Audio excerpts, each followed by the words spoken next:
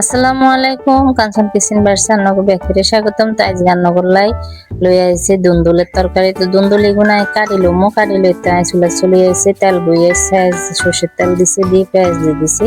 পেঁয়াজ কিনে একখানা ভাজা ভাজা বলে এটার মধ্যে দিয়ে দিমু 1.5 চামচ রসুন বাটা আর দিমু পানি দিয়ে এটার মধ্যে অল্প এক মশলা দিমু, লবণ দিমু।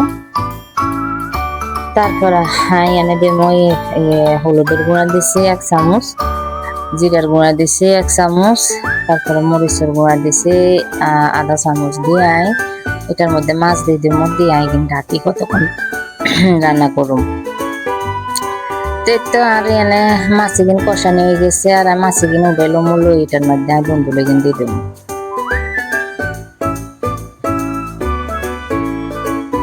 দুন্দুলে কিন দিয়ে সুন্দর করে এটা ডাকি দিমু, ডাকি একখানা এগিন মজি উঠলে এটার মধ্যে লাড়ি ছাড়ি মাছি কিন দিয়ে দেবো, দিয়ে আর একখানা রান্না করুম।